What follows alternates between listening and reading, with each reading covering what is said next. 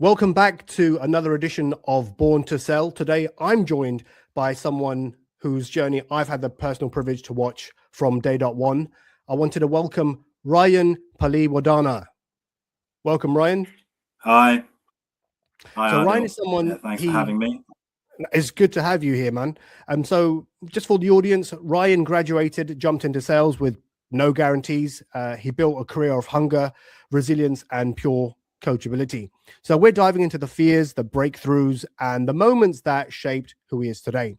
So if you're starting out in sales and trying to find your path, this episode is going to hit deep. Thank you again for joining us, Ryan. Are you enjoying the weather? Yeah, I mean, it's fantastic. I mean, we had a period of sunny, like really sunny and hot weather a couple of weeks ago, and then it was a bit cold and miserable for a while. But no, I'm glad that it's here for bank holiday. What about you? Enjoying it? Yeah, no, I'm enjoying the weather. It's sunny, time with the family in the parks. Just a bit of sunshine just makes you feel so much better. Get that vitamin D soaked into your skin. But I wouldn't hold my breath knowing the weather in the UK. It may be time to get your brollies out sooner rather than later. But yeah, so let's just enjoy it while it lasts. Excellent. So awesome. We're going to go jumping straight into the first question, Ryan, because I think you've got a great story here. And for the viewers and the listeners at home, I think they can really learn a lot from your experience and your journey into sales. So when you graduated, Ryan, and you stepped into the world of sales, what part of you felt the most unprepared? So not necessarily skill-wise, but emotionally. I think the part that felt the most unprepared for me emotionally, I don't think there was nothing unique about it. I think I suffered with the exact same issues that a lot of graduates going into sales do. Well, I think just any young person going into sales anyway, because obviously there's not like a graduate degree you can get in sales, so there's no part of you that can prepare for it, even if you do go to university. I think just the confidence, really, the confidence to know that, even though, I mean, it's the confidence in everything, in yourself, but then also you're trying to pitch a product that you've only learned, you've only kind of probably even heard of in your first couple of months, and didn't have any idea what the software I was pitching in my first job was before I actually got to the assessment day or the interview for that job. So it's confidence in yourself, but then confidence in the product, to be honest, because you don't know the ins and outs of it when you're trying to pitch it to a prospect 2 weeks after you've just learned things. So there was that part, but I definitely think just confidence in myself, felt the most unprepared having stepping into sales. But I think a lot of young people who are just starting in sales also feel that, because you're just gonna, everybody goes through it. You pick up the phone, just immediately get bullied off the phone by somebody, because they can, if you don't have the confidence in yourself, it comes across on the phone or in anything you're doing, not just in sales. So I think confidence as well, because obviously, as you remember, when we worked together, it was just off the back of the pandemic, so everybody was just kind of getting back into the flow of being in the office again, actually interacting with people properly. So I think confidence was a big thing. Yeah, I could imagine it can be quite overwhelming for like a fresh grad stepping into the world of sales, a new company. You're now in the big bad world of corporate working, and so it could sort of hit you like a whoosh. There's a lot to learn, a range of different emotions. So leading into emotions, and thanks for being vulnerable and sharing that. Just off the cuff, was there a moment early in your career where you felt sort of completely out of your depth, and what have I got myself into? A moment early on, I mean, to be honest, I think, like pretty much any day, I think, where, especially in the first role, you're speaking to these big companies in the mid-market who, they're turning over 50 to, I don't know, whatever, 500, multiple millions. I think, and when you're prospecting this person, you're picking up the phone to go speak to this, ideally an FD or whoever you're trying to target in the company. I think anytime I did that, I felt out of my depth, because I'm like, why? I'm this young guy. I feel like I've done my research on the company, but I think you can never truly shake feeling out of your depth whenever, like that, at that point, getting on the phone. So I think just, to be honest, every day, if that's me being truly honest. But I think that's part of a wider discussion. I still sometimes feel out of my depth, even in my current role, sometimes. But I think that's just naturally how the brain is sometimes for some people. You've heard of different people, like feeling out your depth isn't. If you're not feeling out your depth, even in your current role now, then are you truly developing in a way? Do you know what I mean? So thanks for being really honest about that. And I think a lot of people go through those emotions too, but they may not necessarily share it, and they sort of suffer in silence, or they keep it to themselves. And I'd say, any sales professional worth their salt have gone through those steps and those range of emotions of self-doubt creeping in. Am I in the right place? Can I do this? Can I not do this? And so it's a daily battle you have to overcome. Are these my limitations? Can I push beyond these limitations? So it's a very natural feeling. And I can say, firsthand, I go through that on a regular basis, and experience. You go through all those ranges of emotions, and you just roll with the punches. You just get on with it, and you just keep pushing forwards, I guess, and you just learn to cope with it and deal with it. So when you jumped into the world of sales post graduation, was that by accident, or was that deliberate, or it was just a case of, there's a decent salary here, let me jump into that and give it a go? What was your mindset at that time, at that stage of your life? Yeah, I think there were a lot of different things going on in my head. I think I didn't know what I wanted to do after university. I think maybe I don't know if a lot of salespeople feel that, or maybe it resonates with you, but I genuinely had no idea what I wanted to do after uni, to be honest. I knew I enjoyed tech. I knew I enjoyed, finance. People say that all the time. I knew I enjoyed, just like, the economy. But one thing I knew I was always decent at was at least speaking to people. Whether it be public speaking or just in general. I would always be, especially in school, I'd always be at the open day showing people around.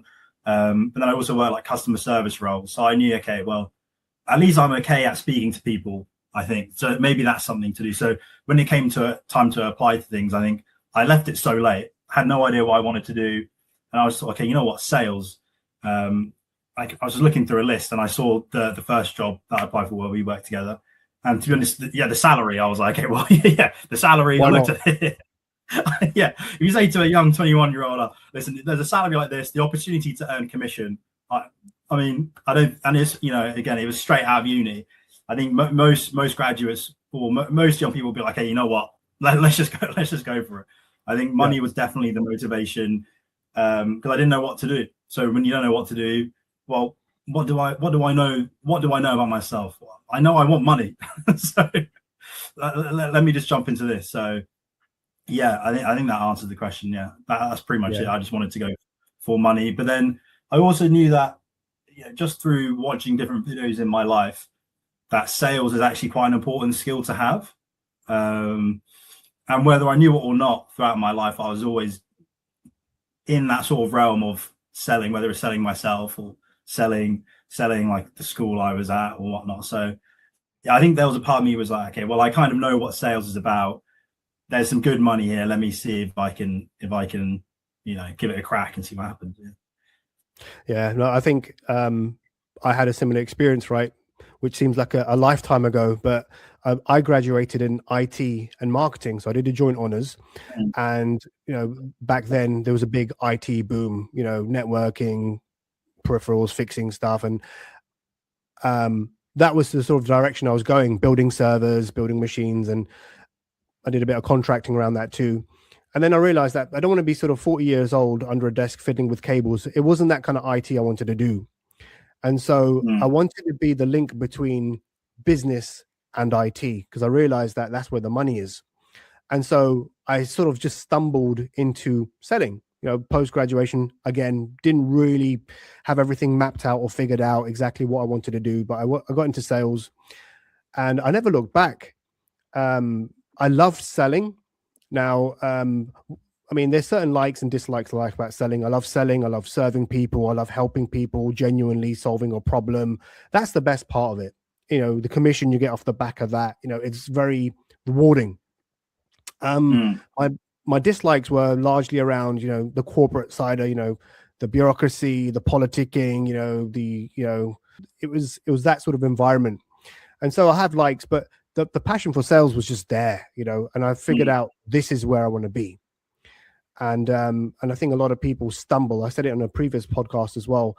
Sales is the ultimate default career path. People just stumble into it a lot of the times when their first choices don't necessarily work out, and it's an Yeah. accident that happens, and they never look back once they join it. Yeah, no, I think to pick up on something you said there, I think in terms of serving the clients, I think that's one thing I knew that, because I remember when I was at university, when I was looking around all these careers fairs, there was people like consultancies that came in.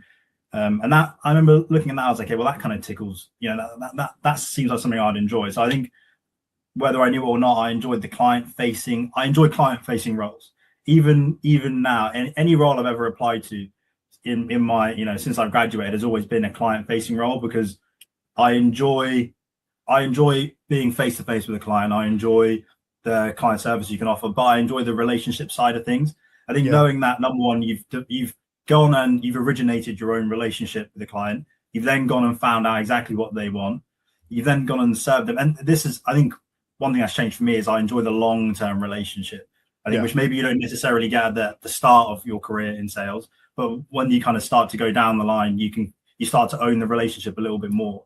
But that's still sales and whatnot. So I think at its core, I enjoyed the building relationship side of sales and becoming somebody sort of, I guess, go to it with that problem, if you know what I mean. So I think whether I knew it or not at the time, my like of building relationships and trying to be that, I guess, the connector, the relationship sort of the person who just got, okay, I can call this person, they've got a problem, let me solve it. But then to stick with them throughout the whole thing, and then ultimately, I guess, well, they get something, to have a mutually beneficial relationship, whether I knew or not at the time. That's something that I've enjoyed, relationship building, which I think every salesperson really needs to have.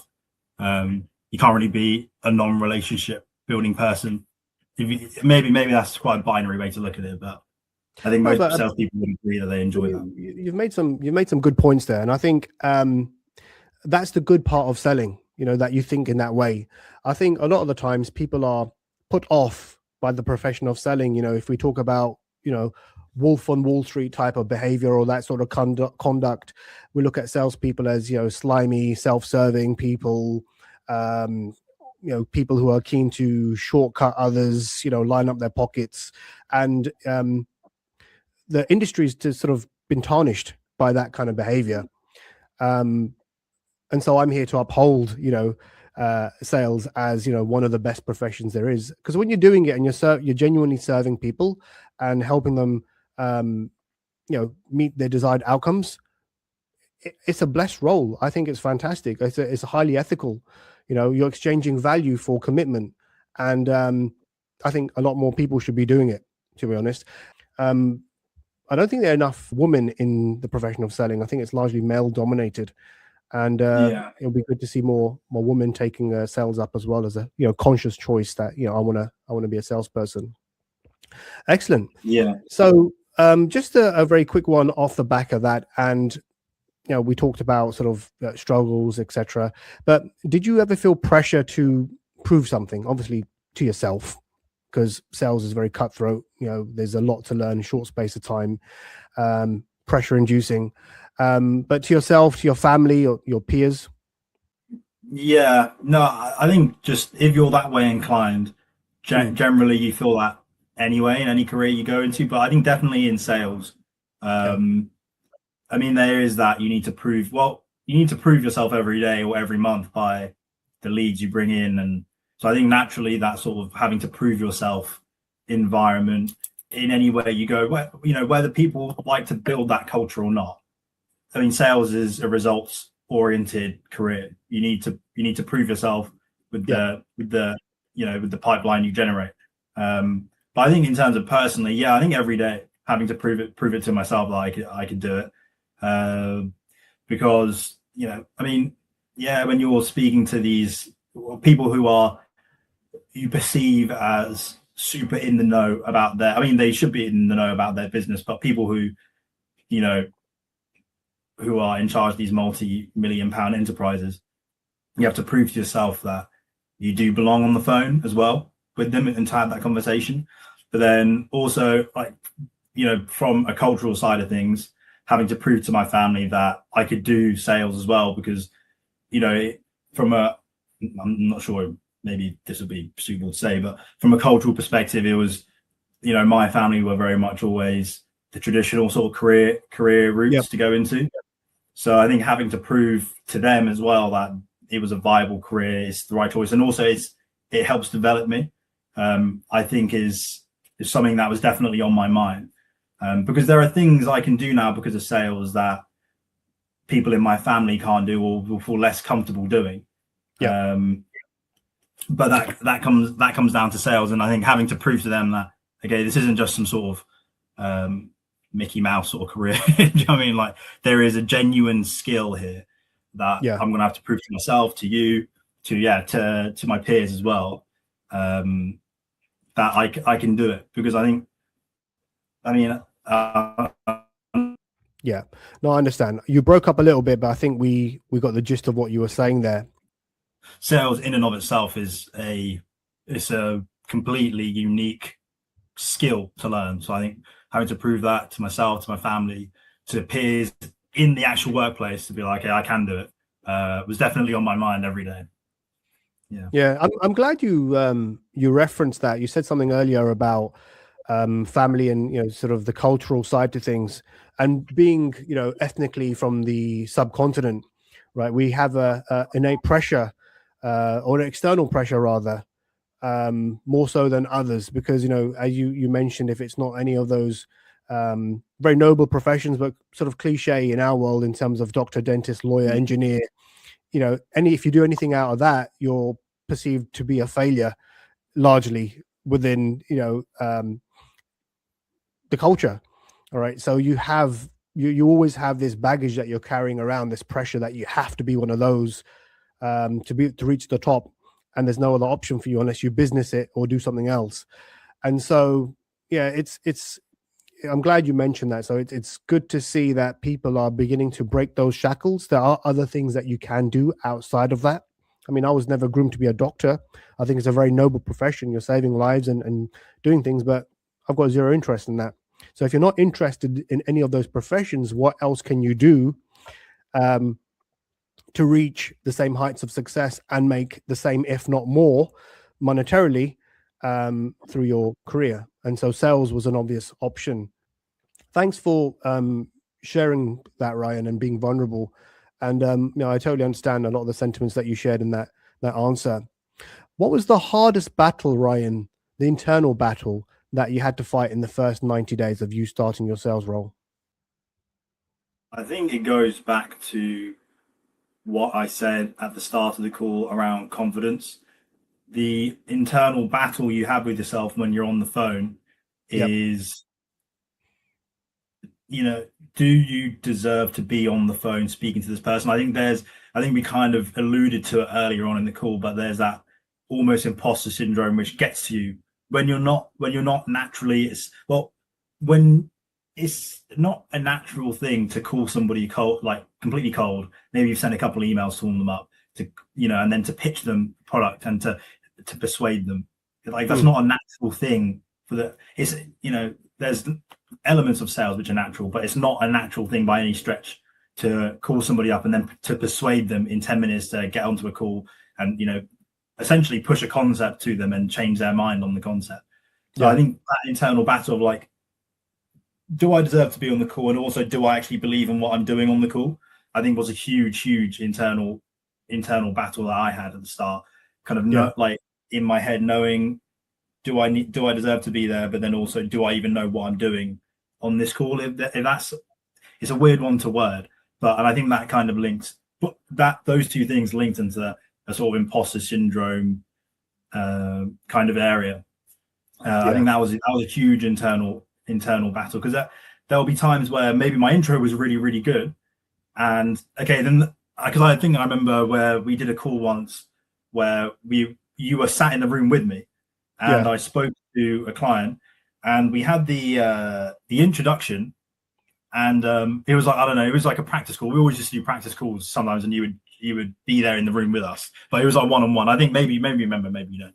And I did my introduction, and it went completely, like, it went better than I could have thought. And I can't remember what my introduction was or whatnot, but the client was it was almost like the ideal sales outcome you'd want from introduction. You do your elevator pitch, or you do your whatever sort of summary, like whatever you do at the start of the call. And the client was like, okay, yeah, no, we do that. And I was in my head, I was like, okay, well, I've got them exactly where I want them. They haven't even objection handled me too much. Maybe they did a little one, and I've kind of got past that. Now I'm in, it's play ball now. And I remember saying to myself in the moment, like, I think then the internal battle came. Okay, well, now you've got them. Do you have what it takes to take them the whole way through? And I think, a good salesperson will be like, hey, now I've got this open green in front of me. Let me just play. Let me just go for it. But I think that was an internal battle I had. Was, okay, well, I've got them. It's almost like the self-doubt that you have. Okay, well, I've actually just done it. But can you actually take it even further now? Like, how far can you push the prospect? Do you know what I mean? And then kind of feeling like you deserve to ask for that 10, 15 minutes at the end of the call. That was something I struggle with. If that's a good answer. Sorry, no, and that's very real, and I appreciate sincerely, being so honest and sharing that with us. I remember at the beginning of my career, I was calling on behalf of Microsoft, and I was calling IT leaders from some of the biggest companies in the world, and I used to get crippling anxiety. Phone fear is probably an understatement. I didn't want to pick that phone up. And I had to really talk to myself and say, because, when you're coming from a position of need, remember, there's an old saying that people like to buy, but they hate being sold to. And so you said something about persuade. We shouldn't really be pushing people to, persuade them. We should be empowering them to come to their own conclusion, for them to make a decision that this actually makes sense for them. And so I had to really change my mindset when I was approaching these conversations early days. I put the bass in my voice, because I'll be speaking to people who are very serious.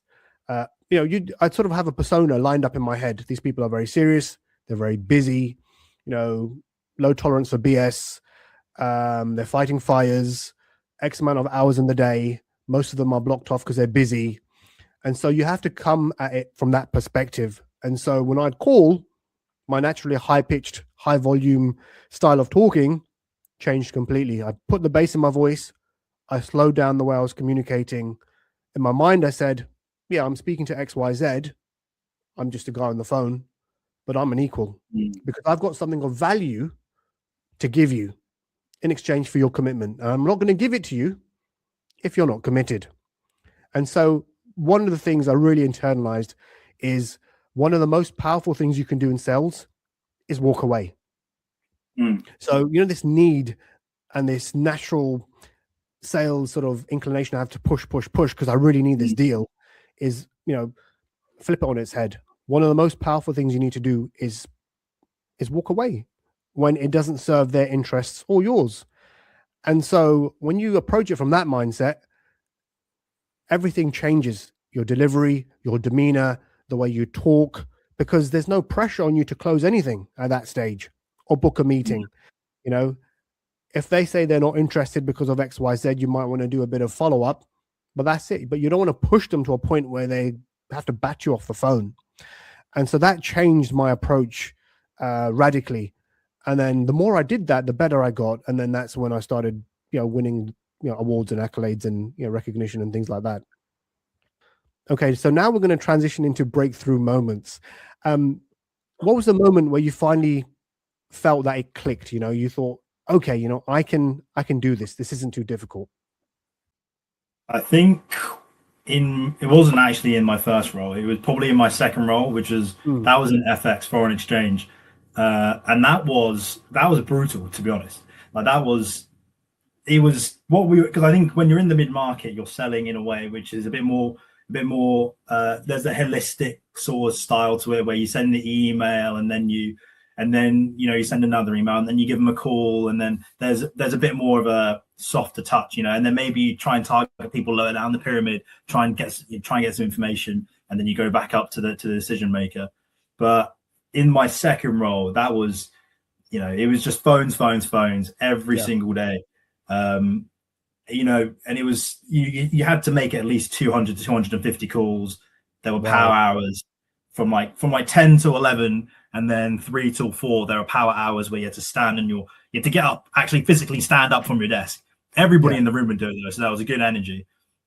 And you would just have to just hit the phones. It doesn't matter if you haven't even spoken to the lead before, just get on the phone and do it.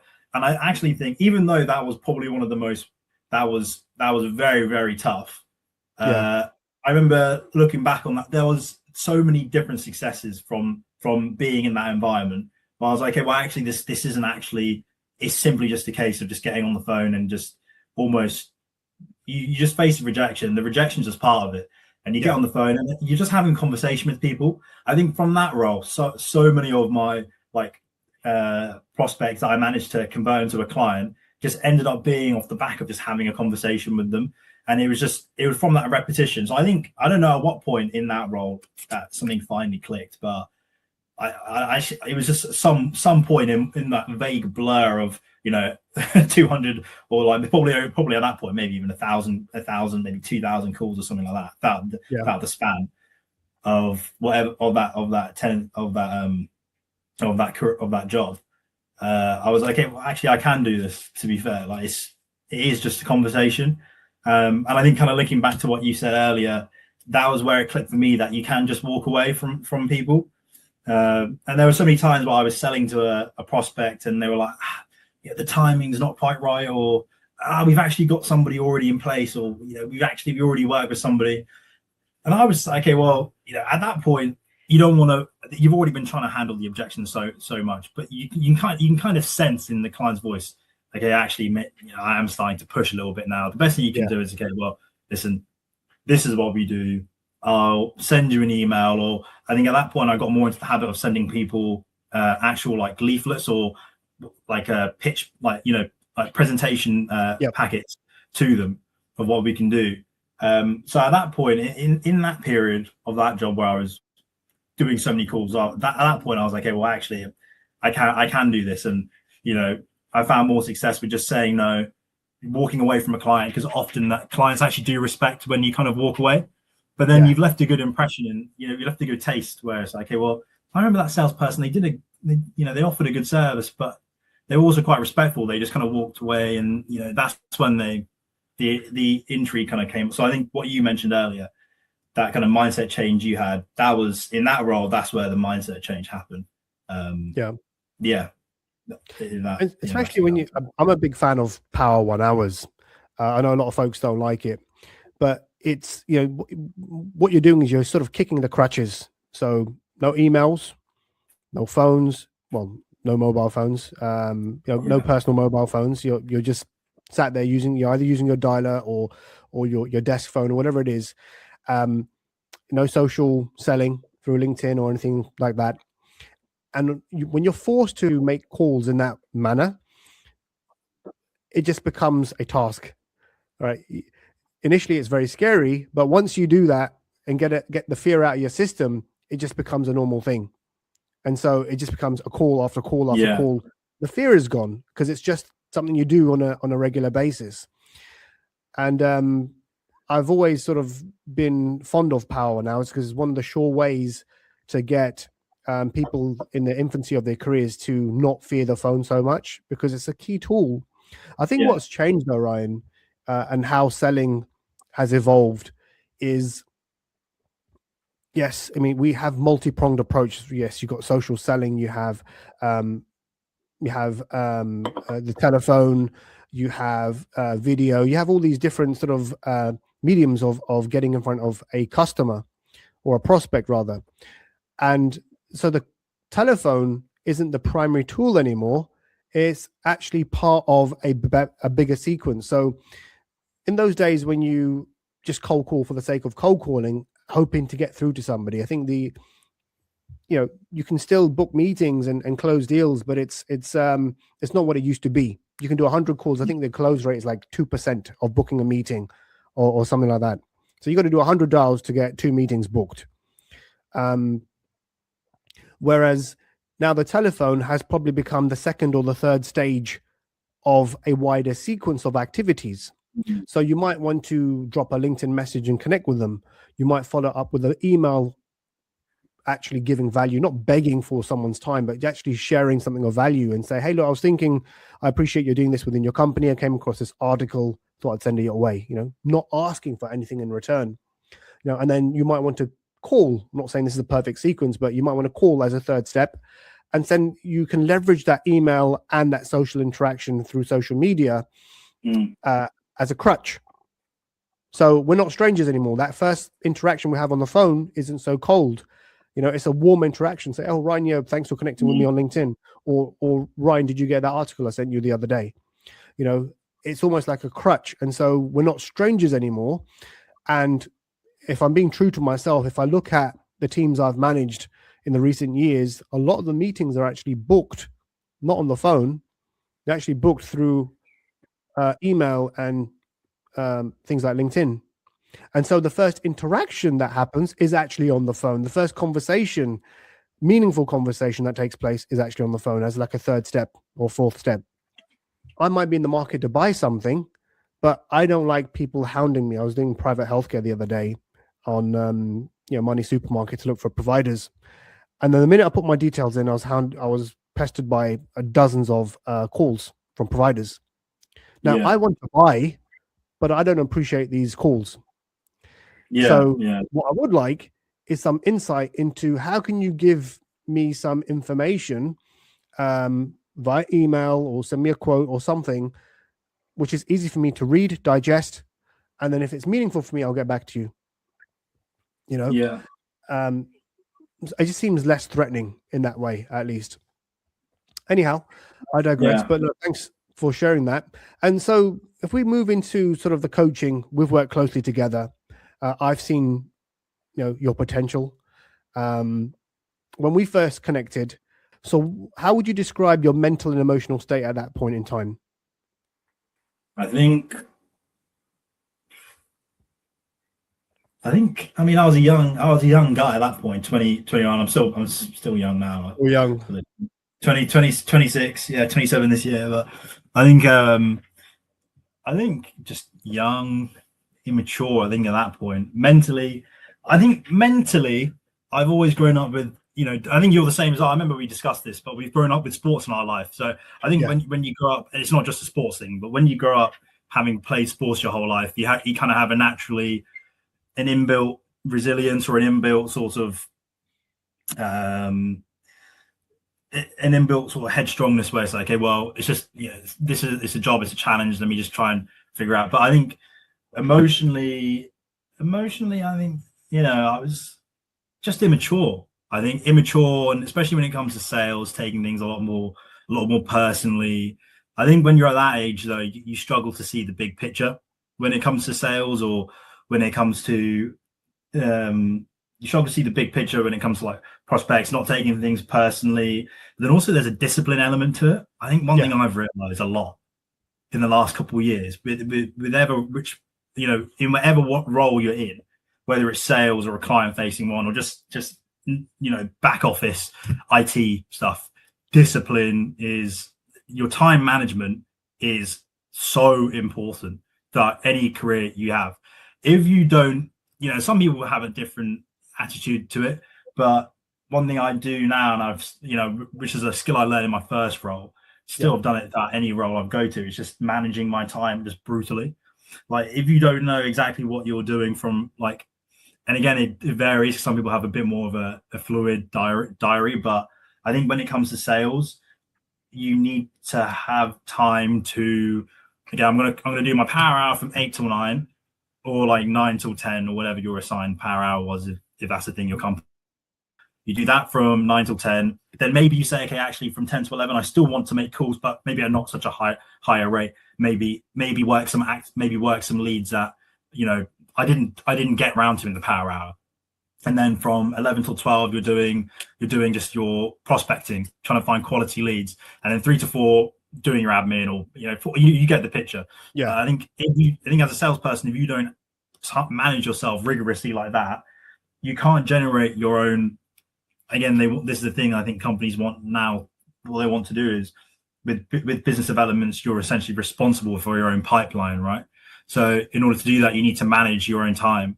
You need to manage your own leads. You got your set of leads. How do you know which ones have been worked, which ones haven't been touched in 5-6 days, or which ones haven't been touched in 2 weeks?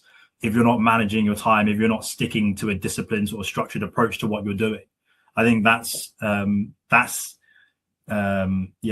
something that I've learned. Yeah, and I think the whole discipline and time management piece is really important, right? It's paramount. There's an old saying, if you don't run your day runs you.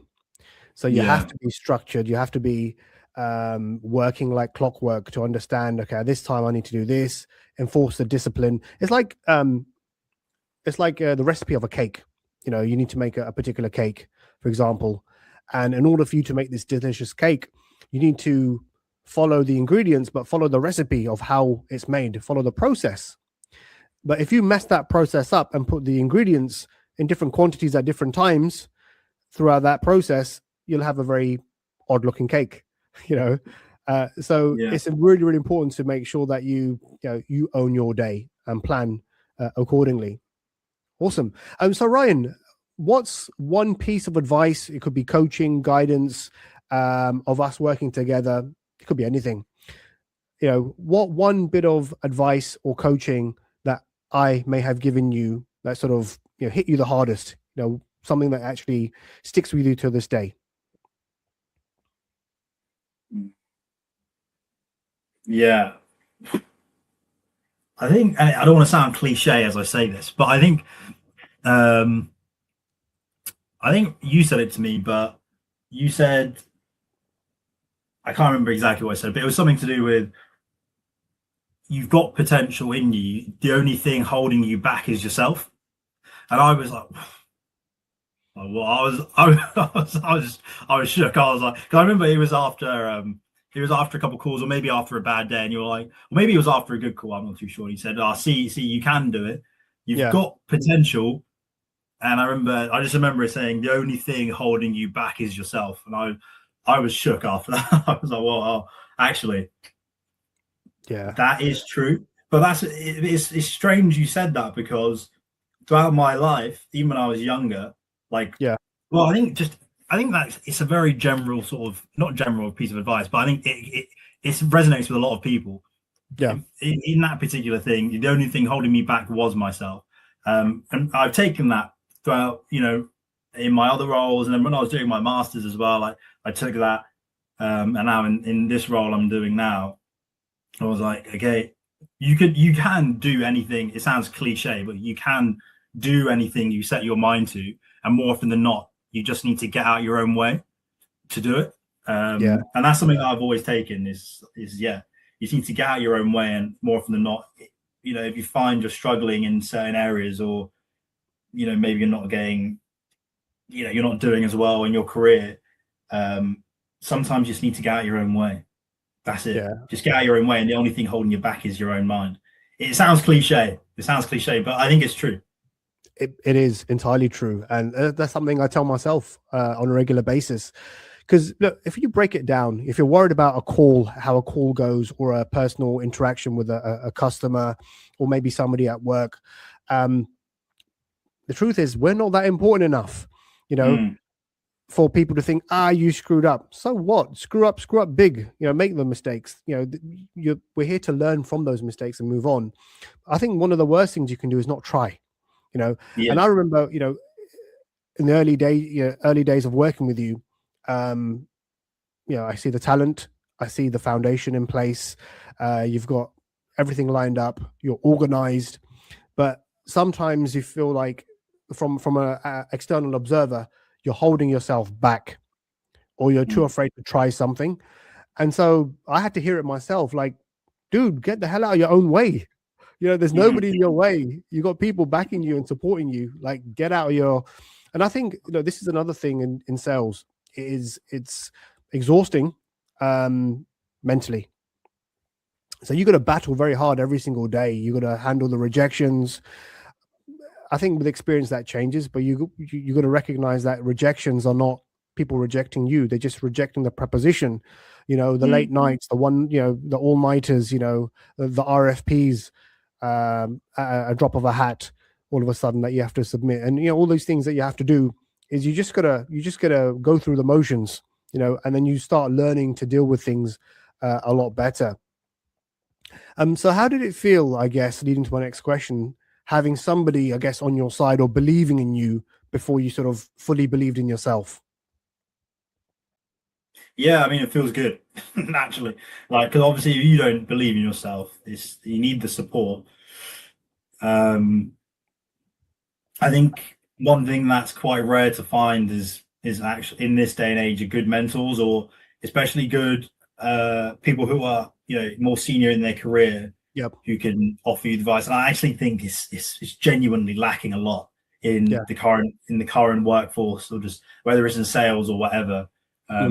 It is very, very difficult. I just don't think professionals nowadays, I don't know if it's a case of not wanting to, I don't think it's that, but I think it's just everybody's attention is so being pulled from every direction nowadays that it's so hard to find a good mentor, or to find a senior person who's willing to give the time, or who's willing to push you or believe in you where you don't have that yet. So it definitely felt good. And obviously I think a lot of younger people, they also don't know, or like it's I'm kind of trying to find the best way to word this, but having somebody believe in you before you believe in yourself, it's not just a case of patting you on the back and saying, oh, you did a really good job there, and it's just blowing smoke up your ass every time. It's also somebody who can hold you to account a little bit. And that happened in our role, where like maybe there were things I did which are good, and he'd be like, that was good, and the things I did which are bad, he'd be like,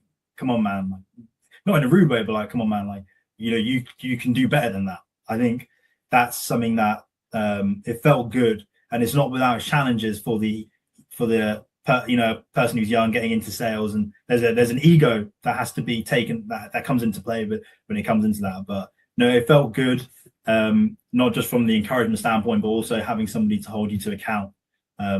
Which I think a lot of younger people in sales they want. I think they want, because a lot of these people would go in there hungry for it. But yeah, no, it felt good. It felt good. Good. And I think that's testimony to the fact that you've sort of introspected, inflected, and you've thought about things to say, okay, well, I'm getting good feedback here, or this feedback is suggesting I need to improve X, Y, Z, and you've gone ahead and done that.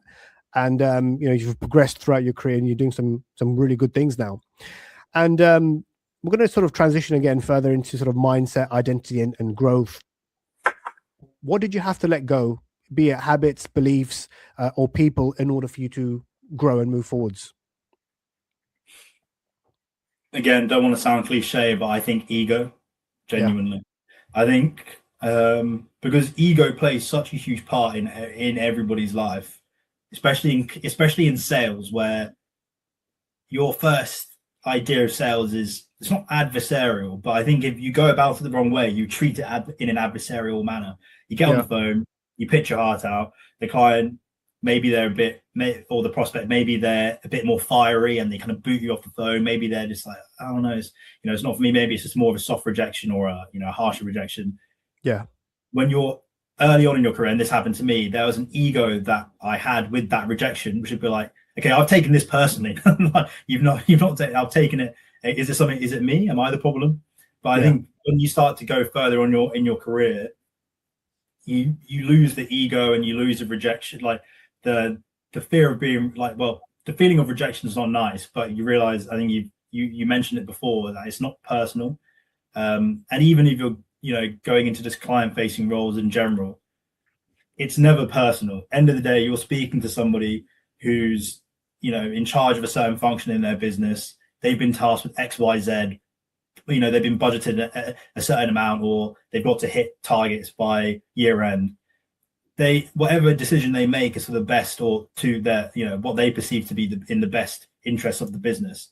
If they rejected you, in your mind, rightly or wrongly, it's not personal. They haven't said, "Oh, Ardill's calling me. Oh God, I really hate this one business, this one SDR." Like it's nothing personal. So I think once I got rid of that, and again, that happened at my second role, I think purely just because of I think actually towards the latter end of the first role, but definitely in the second role where I kind of got into the habit of, I truly realized, actually this, there is no ego to be had here. Because sometimes I'd end up having a conversation with somebody who, they previously rejected me a number of times, and then I call them again, and all of a sudden the proposition makes sense. It's never personal. It's just a case of timing and business interest. So yeah, I think once I let go of ego, that really helped me. Yeah, two invaluable lessons you've just shared with us there. And that is obviously, one, check your ego in at the door, have that degree of humility, but also rejection, don't take it personally, because we need to get over ourselves, I guess. That fear of I'm getting rejected sales, or we're just one of many people who are doing the same job, so they don't have the time to know us to understand I'm rejecting you based on XYZ. It's, hey, you're pitching something I've got no interest in, or I don't have the time for. Thank you very much. Goodbye. Or we're moving closer towards the end of the podcast, but I had a couple of questions I really wanted to squeeze in. So staying on the topic of mindset, identity, and growth, what's something you're proud of now that your younger self wouldn't believe? I think the ability just to speak to anybody on the phone, really. Yeah. I think I'm not trying to sound, well, I think I'd like to think I can speak to anybody. Let me rephrase it. I like to think I can speak to anybody on the phone now, which I wasn't able to do before. But whether that's from I think not just a sales perspective, but also a client management perspective. Younger me would have thought, well, why am I speaking to this person who's in charge of this multi-million enterprise? Whereas now I speak to people who, maybe they've got assets, in the millions, or maybe they're I don't know, maybe they're in charge of a business which turns over X amount, or they've got an issue. Because now obviously I'm more on the private client side of things, but I think just being able to get on the phone and not to panic and not to feel like I don't deserve to be on the phone. And I think it kind of goes into a lesson we learned. But when you can, on the fly, I think sort of tailor your language to depending to who you're speaking to on the phone, it is a kind of it is, the whole idea of mirroring people. I think it is a learned skill. And it's easier said than done, but when you truly learn how to actively do that, I think that's something that I've definitely been like, well, I didn't actually think. I thought it was just some pseudoscience at the time, but it genuinely works. So I think, being able to speak to anybody on the phone, I think is a thing. I back myself now more. I back myself a lot more now than I used to when I was younger. So I'm proud of myself for that. Good. You just triggered something, a thought in my mind when you mentioned language. And so it's language, like be it customer services, call center, BDR, SDR sales, whatever industry you're part of. If somebody cold calls you out of the blue and they say, "Oh, hi, Ryan, it's XYZ calling from this company. How are you?" When you hear the phrase, "How are you?" your brain automatically flags them as a cold caller. Why? Because everybody does that. It's so overdone and overcooked. They say, okay, that phrase sticks out. Their neuro associations go up, and they're like, okay, I've heard this. Red alert, you're a spammer or a cold caller from a company trying to solicit business.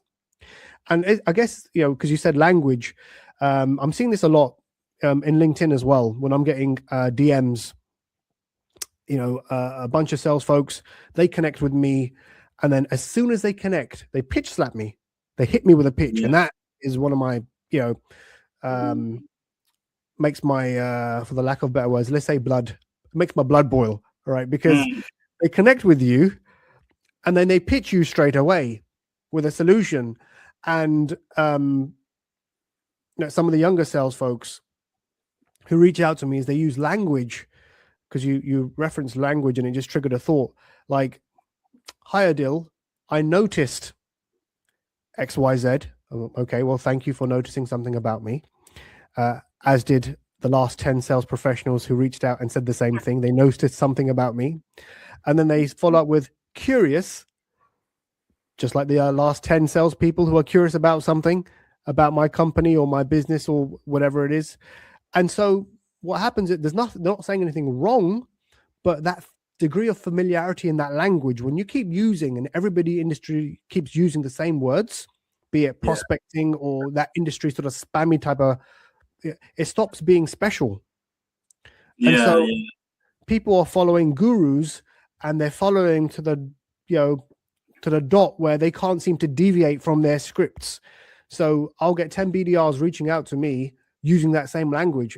I remove them as a connection. And so I think it's using the power of language to say the same thing, think a bit more creatively. I think AI is skewing all of that because AI can come up with some good alternatives, but I think it just sounds very spray and pray. But using the power of language to say the same thing that you want to communicate, but in a way which is different, and that's what you should be aiming for in sales, like standing out rather than being one of many. Yeah, I think it comes back as well to the idea of the phone and the multi-pronged approach. I think one thing I learned, especially now, even I've learned this a lot, is that people's attention spans, just because of the way the world has evolved. I think now you're not only competing against other sales, like other companies, to pitch them a solution. You're also, to be honest, you're more often than not competing for their attention span.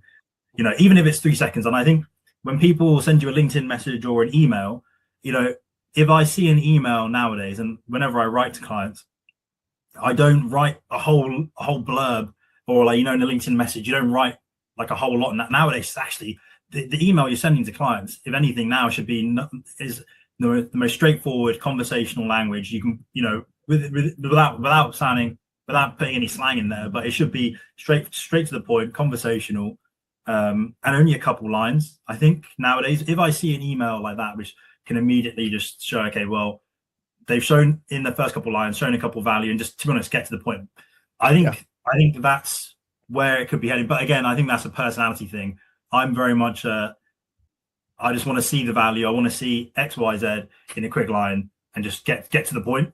And I think that's what a lot of, maybe you're a lot more in the know-how about the sales world now, but I think that's something that's missing nowadays, is that sort of, I think salespeople just need to be a bit more real about what they're doing. Like, don't say, "Oh, I noticed this, I'm curious." You're not curious. Just say, "Hey, Ryan, noticed this." Oh, okay, don't say, "Hey, Ryan, noticed this." Say, "Hey, Ryan, whatever, X, Y, Z." Just get to the point, and let's be real about it. But I think you have to tailor your language compared to the person you're speaking to. But that's why I think the phone is so important. Even though the world's changing, I still think you cut through all the noise. When you speak to the person you want to speak to, from the first couple of sentences they say, you should be able to understand, okay, what kind of person, like what's the tonality, what's the language style this person's in. If I get on the phone with somebody and they say, "Hi," and they're speaking, they've got the bass in their voice and they're very to the point, and then I kind of, okay, well, this person just wants me to get to the point. But if they're a bit more cheery, a bit like, and if they say, "Hi, how are you?" then you kind of know, okay, there's a bit more room to kind of spread my wings a little bit here. But I think that ability, as you say, to change your language, whether it's across email or the phone or like LinkedIn, I think is really, really important. But I think in terms of email and LinkedIn, people just need to get to the point now, because it's unfortunate, but the attention span is just, well, you're competing for attention now. That's all it is. I think I referenced that on my first podcast. I think that is the most valuable currency you're competing for. It's attention, and we're always constantly distracted by devices, different things, life happens.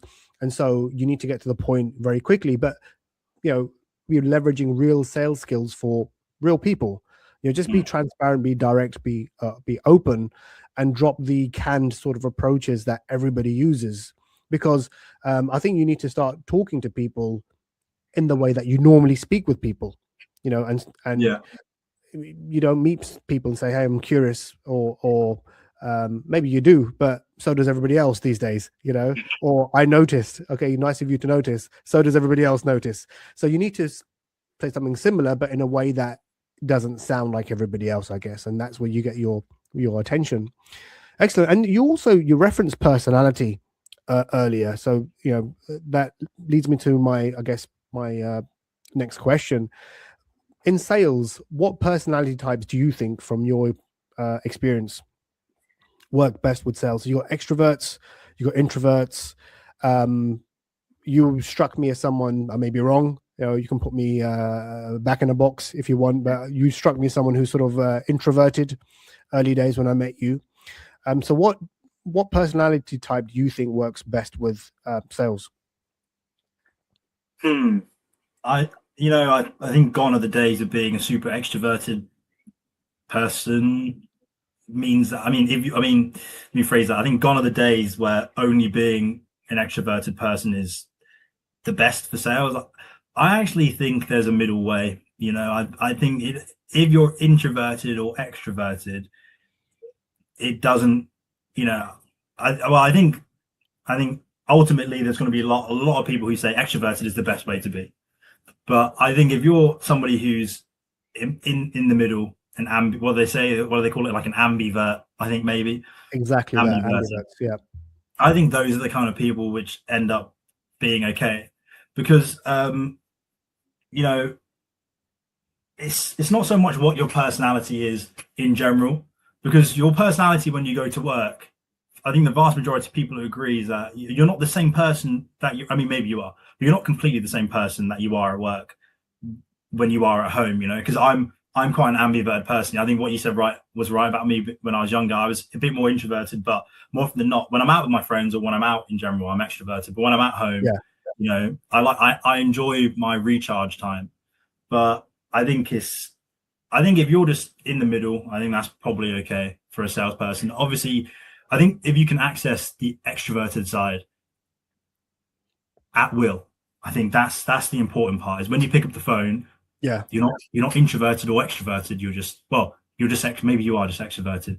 I think it's that ability to, you know, if you want to recharge and not say anything for a couple of hours, cool. And if that's what we think being introverted is, keeping a bit more to yourself. But the main thing is can you at the flip of a switch access that extroverted side that you need to get on the call? I think that's the most important thing. It's not so much what your personality. It's not so much what your baseline personality is. It's can you access the personality you need to get on that phone? Maybe like an alter ego, for example. I think whenever I was making a call, you'd almost have to fake it till you make it. You know, it's not me making this call. It's like some really super confident version of myself, almost like an act. You know, I think that was a thing. So that answers the question. Yeah. I'm glad you said that. And so, you know, extroverted, you know, people who are very good at networking, they're very loud, very boisterous, you know, can shake hundreds of hands, you know, start networking really, really well in events. And then the introverted side, where you sort of more quiet, more reserved, more of a thinker, maybe not the best networker. But the cross between the two, you know, as you said, the ambivert, you know, which is you can get the best of both worlds. So you can go in and light up a room if you're in the right setting and it's something you feel comfortable with, or you can be a bit more reserved. You can engage in sort of deeper thoughts. You like your private time. And believe it or not, some of the most successful sales professionals that I've had, you know, the honor of working alongside were actually accountants, believe it or not. So no one would think, oh, you'll have accountants. By profession, they were accountants. But there were some of the best sellers I'd ever worked alongside with. And I think it's something to do with, you know, accountants are analytical. You know, they're in the details, they're in the numbers. You know, they're not necessarily so loud and boisterous, but they're deeper thinkers to make sure everything's correct. And, you know, they like to listen. They'll listen and they'll reflect and they'll analyze. And I think that's got a lot to do with that. But no, it's interesting conversation. I'm sure we can exhaust that conversation in terms of what's better. But I would tend to agree with you in terms of, you know, ambivert. If you can tap into the both as and when needed, you know, that's a recipe for success. All right, final question for you, Ryan. Thank you for your time. But what's one message you want to give to every graduate that's entering sales to hear? I think the message I would have is to just go for it. I don't know, just do it. I think whatever challenge you have, whether it comes to, I mean, it's more for the phone. The advice I'd have is just, it sounds really bad, but just do it. Just pick up the phone and start dialing now. But just, no, I think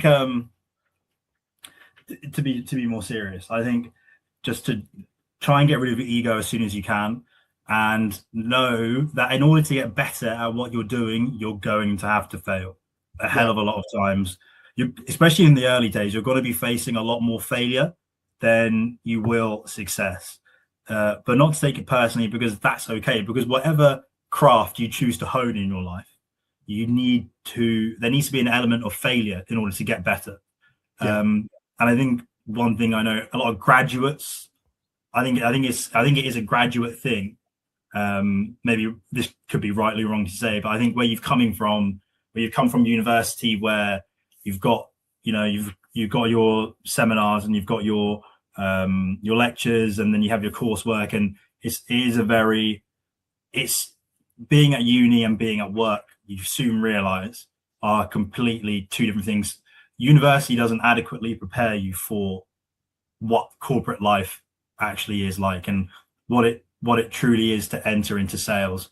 I think at uni, obviously you can fail in a couple exams or whatnot, and there's failure elements to that. But I think when you're in work and there's the accountability of, end of the day, you're trying to generate money for the company, it's, the penny drops a lot more. So I think be ready to, come to the conclusion that failure is going to be there. It's okay to fail. The main thing is that you just keep going again and again and again. And I think, accepting that failure is a massive, massive part of your journey as a graduate or as a young person in sales. Yeah, no, I really like that. And, I've always said, you're going to learn more from failure than you ever will from your wins. Okay. So you're going to fail, you're going to make mistakes, screw up big, get it out of your system, but embrace the failure, because that's how you learn. And if you look at some of the biggest entrepreneurs in the world, they've all failed, multiple times in order for them to, find that secret sauce or that magic recipe where they've started huge enterprises and huge businesses. You have to go through that failure, embrace it, almost wear it as your badge of honor, But you're right. I would conclude also that, it's important to make mistakes, and don't approach life in terms of, sales aside, but life in general in terms of, hey, I can't make a mistake. Life is full of mistakes. You're gonna make mistakes through every walk of life, and you'll learn more from it, absolutely, than you ever will from your wins and successes. Wow, Ryan, that was a powerful conversation, man. Thank you for taking the time out to join me on this podcast today. So to everyone listening, if you're at the start of your sales journey, take this as your reminder. You don't need to be perfect. You just need to get started. This is Born to Sell. Keep growing, keep pushing, keep becoming the person your future self will thank you for. I'm Adil Hussain. Be good, stay blessed, and I'll see you on the next one.